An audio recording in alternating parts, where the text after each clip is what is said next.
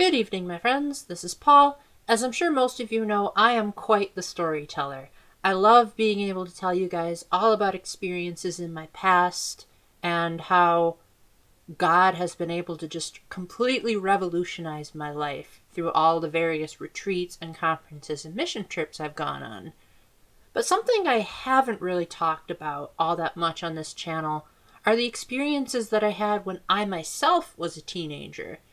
You know, I have so much experience chaperoning youth, but did I ever go to things as a youth? Yes, I did. In fact, off the top of my head, I believe I went on 2 retreats and 4 conferences as a teenager myself. So I often use that to my advantage when I was volunteering at my old parish, where when it came time to recruit teenagers to come to our events, I was in charge of the advertising because I would say, hey guys, I was there at one point, and so I'm going to tell you why it worked for me when I was your age and why I think you guys will like it now. And it actually worked. One teenager flat out said she completely forgot that conference was coming up. And when I told her about it, that reminded her, and she said that it made her more comfortable to try it out. So there you go. I at least succeeded with one thing in my advertising career. So I thought I would start out this series of talking a bit more about my adolescence with the conferences that I attended. Specifically, I'm going to talk about the time that I got a chance to attend the Steubenville Youth Conference as a teenager, and what were some of the highlights and what were some of the very, very lowlights. But just overall, lots and lots of details are going to be in this. So if you're the type that wants to know the overall vibe that I got from everything as opposed to a bunch of disjointed stories, you're probably not going to like this video, fair warning.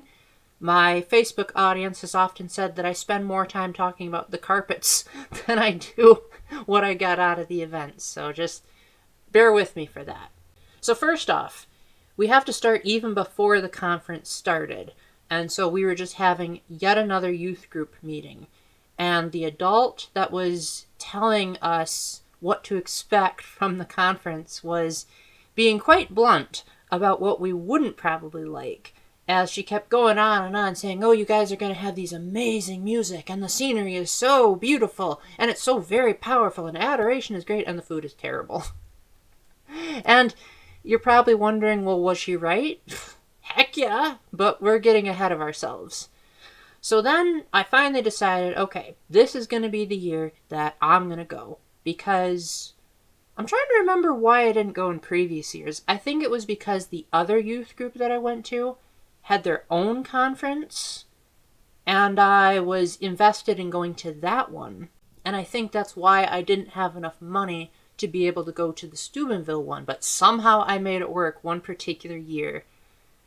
And we had a meeting in our youth group room where the adult leaders were teaching us what to expect from this kind of high-level adoration. And what I mean by that is that there are some places where if you go to Eucharistic adoration at them, things seem to happen way more.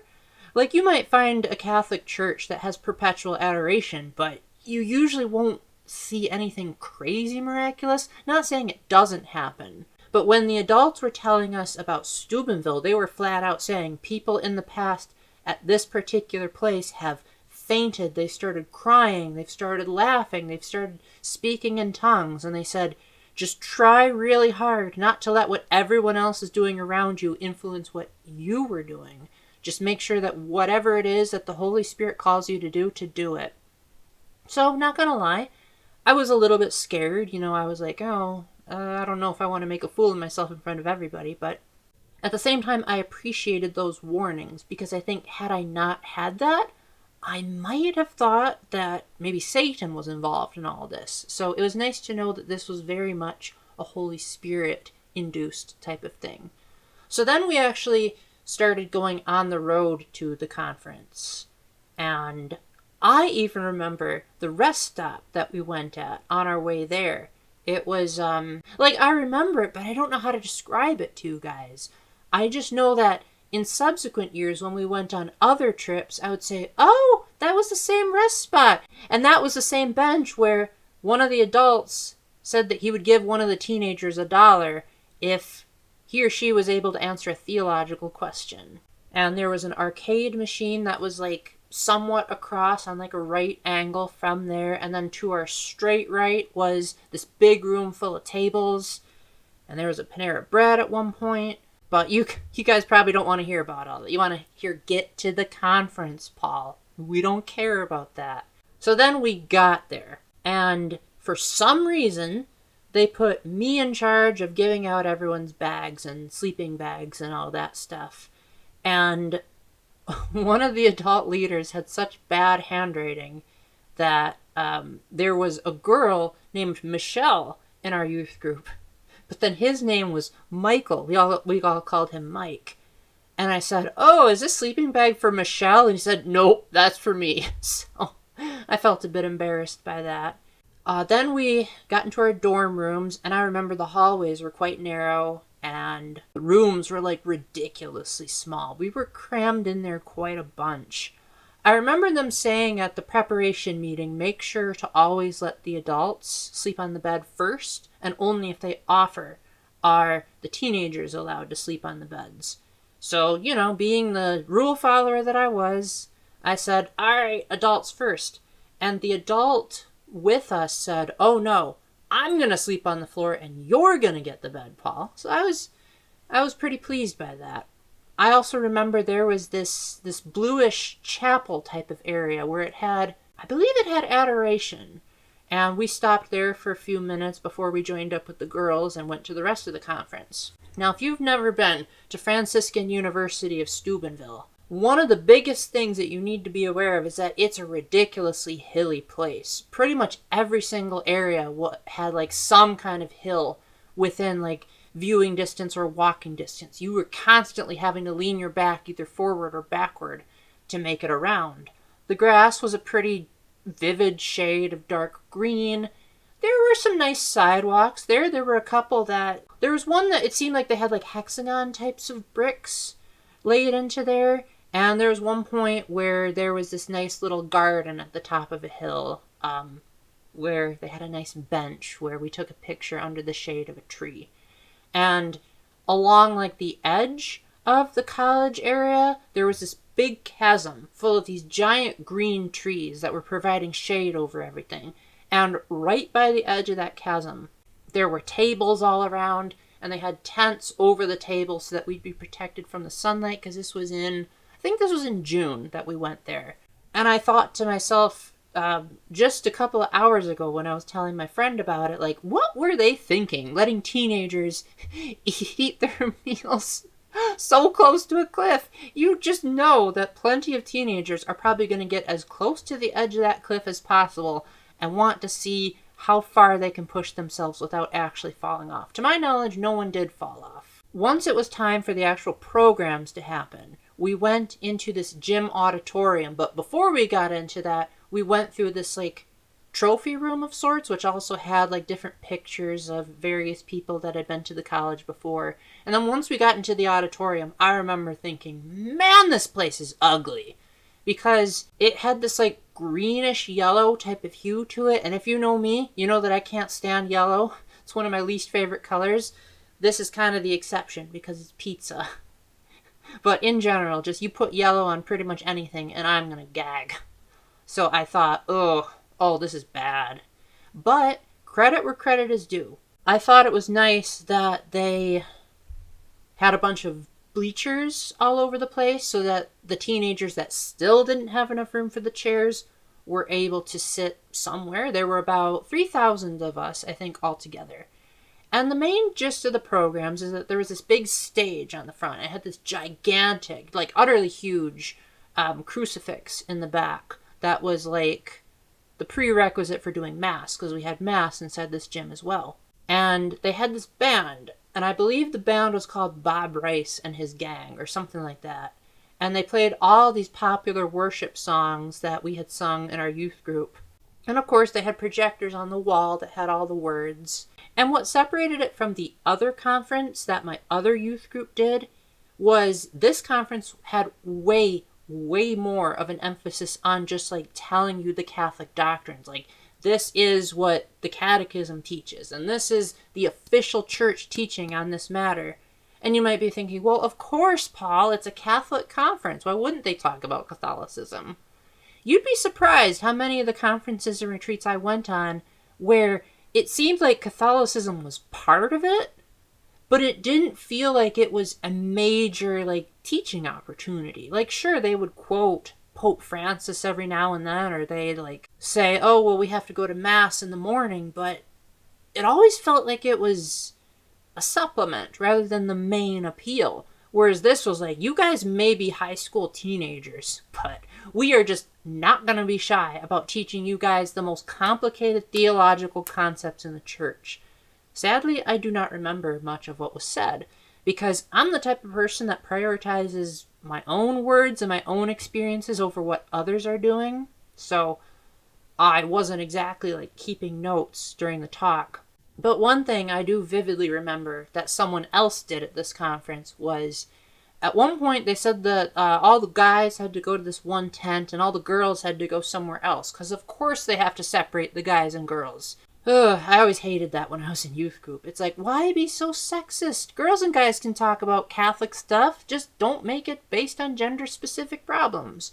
But anyway, as the girls were walking out, there were two boys behind me and my best friend at the time. And they leaned forward in such a way that made me think, oh, great, they're probably going to point at some of the girls at this conference and ask, are they cute? But you know what they said instead? They said, hey, after that amazing talk that we just heard, have either of you guys considered becoming priests? So I just loved how they broke that stereotype. Speaking of which, it was a pretty common occurrence for people to be very vocal about their faith on that conference. Sometimes we'd just be walking along on some of the sidewalks, and these teenagers would be doing a march, saying, we love Jesus, yes we do, we love Jesus, how about you? And I thought it was great to see the passion for the faith coming out, because at the other conference that I went to as a teenager, sure, we talked about being crazy because we're Catholic, as one of the keynote speakers said, and the greatness of surrendering to God even when we don't want to do something. But at this place, it felt like everyone was there because they were deeply Catholic and intended on staying Catholic the rest of their lives. I don't remember much about the guys only talk. The only thing that vividly sticks out in my mind is that there was this activity where, for some reason, the adult leader thought it would be a good example to tie one of the boys in string. What you gotta remember about high school conferences is that they often like to have these, hey, can we have a volunteer that comes onto the stage and is willing to do this really, really stupid thing? I guess teenagers like the opportunity to be silly in front of people because since they're so hormonal, of course, they're all being silly and awkward as well. So I guess having other people know, I don't know what the heck was going through his mind. I certainly didn't volunteer. I was miserable that whole time. In fact, I don't remember a single word that our adult leader said after the speech to try to give his own perspectives on things. But what I do remember is when it was time for food, we all lined up in this building where they made the food, and then we actually had the food back at the tents by the chasm. And as we were walking down the line, we were able to see some of the cooks actually doing their job. And one of the boys in my group, his name was Anthony, he looked at a cheeseburger, and the cheeseburger had this giant bubble on it, and the bubble was made out of grease, and the bubble just completely shattered. And he said, I think I've lost my appetite. I am not touching that cheeseburger. And then another guy in our group had such bad food allergies that he had to ask the conference to give him special food. Unfortunately, that special food might have actually turned out to be even worse than the stuff that the rest of us had, because on his first day, he told me that what they gave him was overcooked rice, undercooked fish, and lettuce with nothing but 2 tomatoes in it. For me, I'm pretty sure I was brave enough to have one of those cheeseburgers, but I'm pretty sure that was the best thing on the menu. There were green apples, and they were alright. I might be mixing that up with a retreat that I went on. There was one of those breadsticks. That's what they were called. I had one of those. I don't remember much else because I wasn't a salad eater. I remember that much. I remember thinking, no thanks, I am not touching this salad because I cannot stand it. And from what my friend told me, I was absolutely right to not want to touch it. A few miscellaneous funny moments that happened between us and the teenagers, and admittedly some of this is secondhand knowledge, so maybe I'm getting some of the facts wrong, but there was a field right outside the bookstore where a lot of the people liked to play soccer. And me and the youth group were at the bottom of the hill, but then there were these girls on top of the hill that were from Pennsylvania, I'd like to say. And they sat down on this, like, we're better than you kind of way on top of the hill. And they said, hey, you know, our team just absolutely clobbered you guys in the playoffs.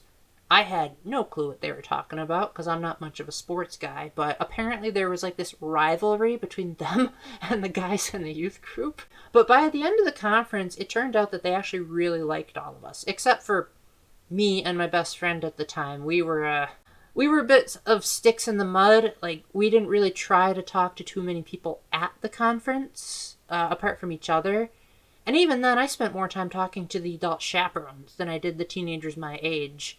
Because I was just, I don't know, I was really nervous, especially talking to girls. I was at that age where I just did not know how to talk to them without feeling awkward about it.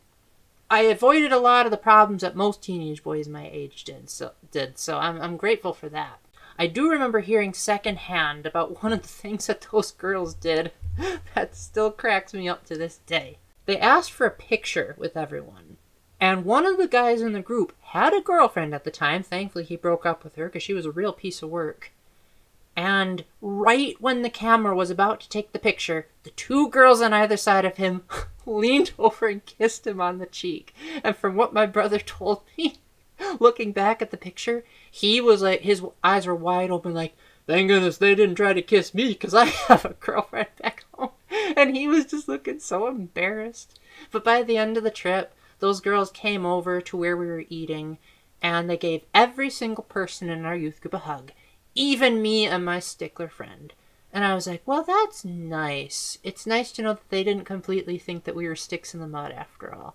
In fact, there was one guy in our youth group, his name was Cameron, and everyone called him the chick magnet, because he actually was brave enough to go and sit with the youth group of those girls, and we were all just like, you're only doing that to get the girls, you know that?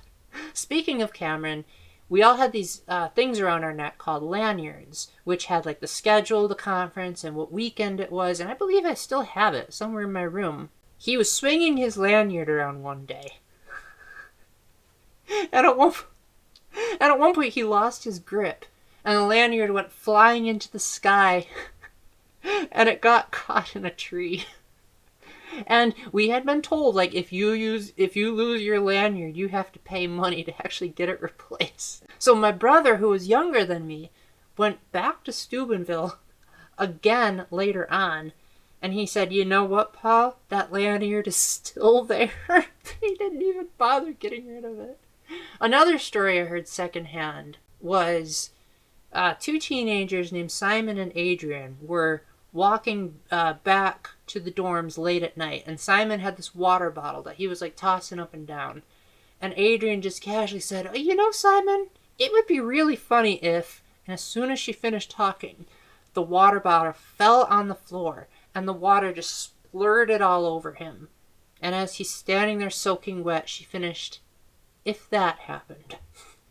But there was one girl that I talked to at that conference that really, really made an impact on me. And to this day, I regret that we never kept in touch again. I call her the Hill Girl because I don't remember her actual name. But I remember I was laying down on one of the hills, which was not hard to do. That place was ridiculously hilly.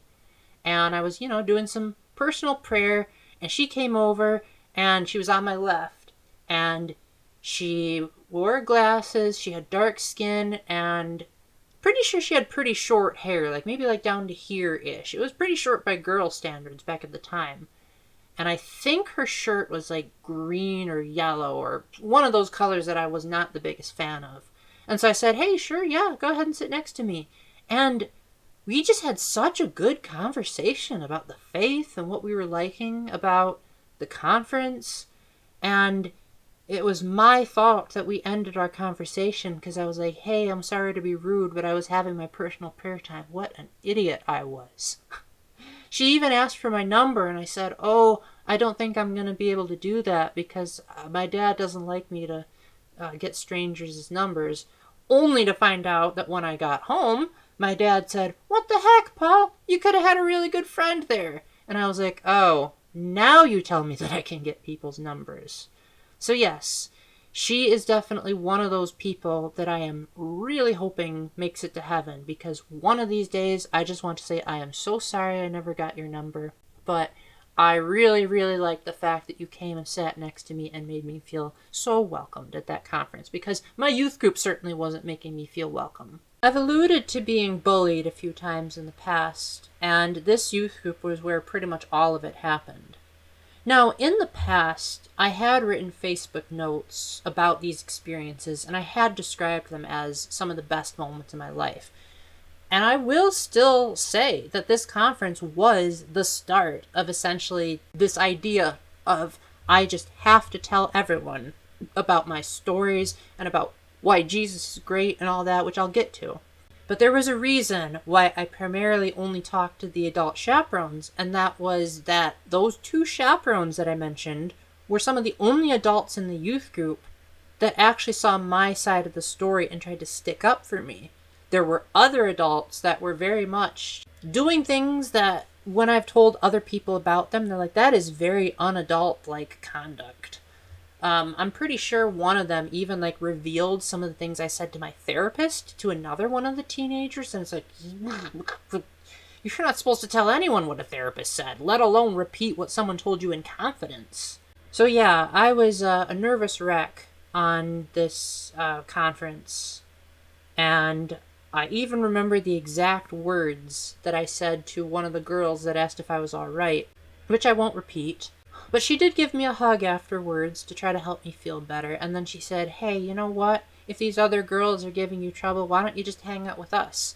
So we went inside this complex that had a bookstore on the bottom floor where we saw, a lot of Catholic books that were all teaching about doctrines. And then on the upper floor, there were all these different conference rooms, and there were a lot of tables where people would play cards and stuff.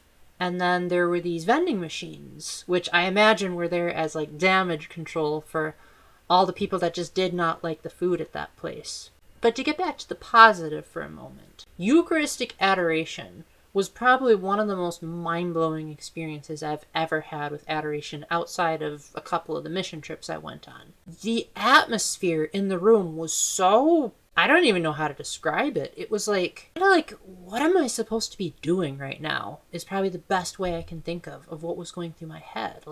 I got the sense that Jesus was right there. And my heart was thumping so fast because I was like, oh my gosh, I am such a mess. And I'm full of so many emotions right now. And I don't know what I should be feeling because all these other teenagers are on the floor and crying and laughing. And I'm just sitting there. And I'm just so tired of being bullied. And all these crazy thoughts are swarming through my head. And then the priest stopped in front of me.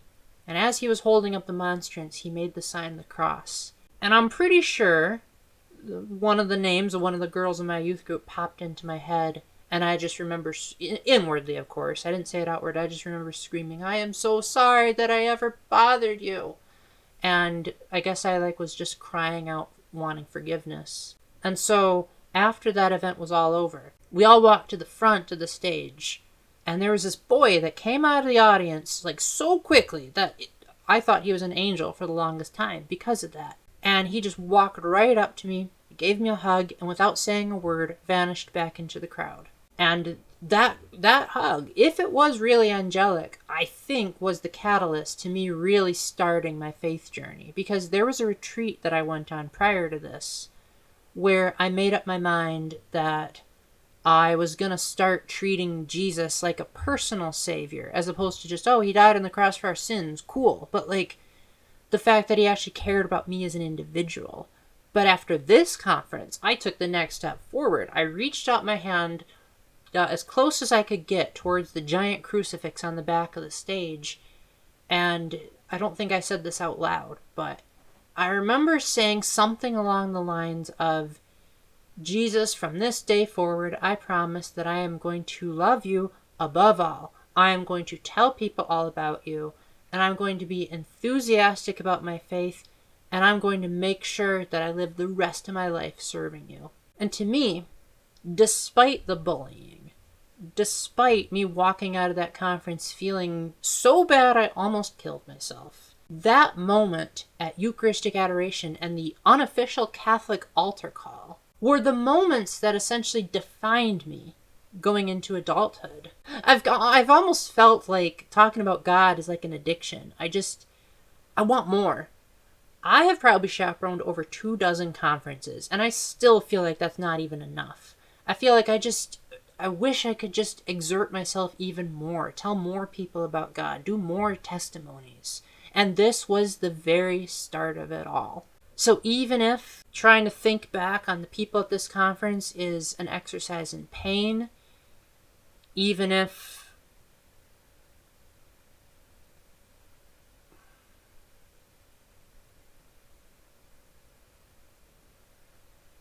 that youth group almost drove me to the brink of despair, at least I was able to recover from it in the end. And while I'm still a work in progress, I at the very least acknowledge that even though that was one of the worst experiences of my life, it was also the start of what led to one of the best experiences of my life. So maybe that's something that you can think about, is if you have this really terrible experience, maybe try to think about, like, did something come good out of it?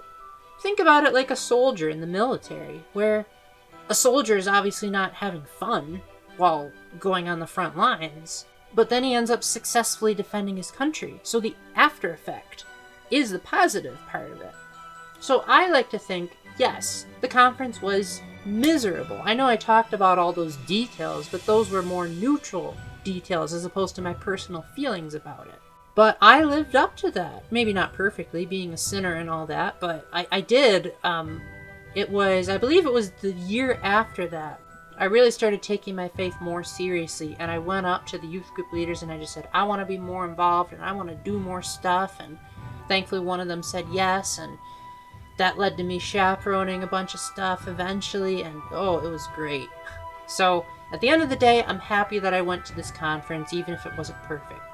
I had originally intended this video to talk about the other conference that I went to with my other youth group, but I just wanted to share with you guys as many details as I could remember in case my Facebook note somehow got deleted, as I'm pretty sure there's no record left of my experiences. But hopefully you guys were able to at least somewhat feel like you were there with me. I love absolutely like looking at the snapshots in my head of like what the place looked like, and it gives me such joy to try to describe what's in my brain to you guys. And it always makes me sad whenever I remember even the smallest detail about the environment. Hopefully it's inspired you to want to do something about your faith in your own way. So maybe if the Steubenville Youth Conference is still doing conferences, give that a try if you're a teenager. And if you're an adult, maybe give chaperoning a try and see if that can change other teenagers. I know I've done both. Not at this particular conference, but as someone who has both gone to conferences as a teenager and then proceeded to chaperone said conferences as a teenager, I can say that both are really rewarding experiences. If I had to pick which one I preferred, chaperoning any day. Getting rid of all those teenage hormones was such a blessing. But in the end, this conference was a net positive. And that's my biggest takeaway from it, if you were looking for the ultimate meaning. So with that, thank you very much for watching. Thank you very much for putting up with all the unnecessary details I mentioned. And let me know if you want to hear even more stories about my adolescence and what I did at like other conferences and retreats. So with that, you all have a wonderful day, and until the next time, remember to keep the faith, stay epic, and God bless. Bye!